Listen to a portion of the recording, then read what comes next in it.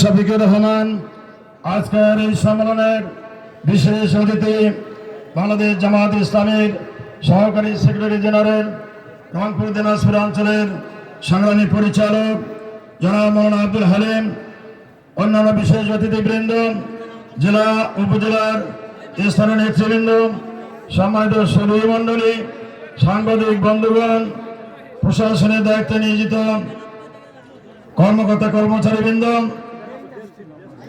গাইবান্ধা জেলার বিভিন্ন উপজেলা থেকে আগত সংগ্রামী শহীদ কাফেলার কর্মী ভাইরা, আসসালামু আলাইকুম রহমতুল্লাহ। আল্লাহ পাকে লাখ শুকরিয়া আদায় করছে যে আল্লাহ রাব্বুল আলামিন 17 বছর পরে এরকম খোলা ময়দানে জেলা হেডকোয়ার্টারে আমাদেরকে কর্মী সম্মান করার সুযোগ করে দিয়েছেন। সে আল্লাহ শুকরিয়া আদায় করি, আলহামদুলিল্লাহ।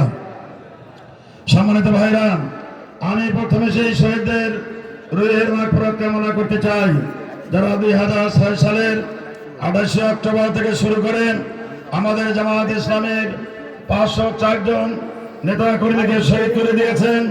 শুধু তাই নয়, 2009 সালের 10 ফেব্রুয়ারি 10 জানুয়ারি ক্ষমতা গ্রহণ করার পর ফ্যাসিস্ট হাসিনা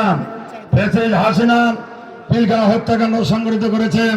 যে পিলখানা হত্যাকাণ্ডে 74 জন ভাই বোন শহীদ হয়েছেন, তার মধ্যে 57 জন ছিল সামরিক সেনা চৌকস দেশপ্রেমিক কর্মকর্তা, বলে ঠিক না? এরপরে 2013 সালের 5ই মে শাপলা চত্বরে হেফাজতে ইসলামের সেই কোরআন প্রেমিক যারা কোরআনকে বুকে ধারণ করেছিল, হাফেজদেরকে পাখির মতো গুলি করে হত্যা করা হয়েছে।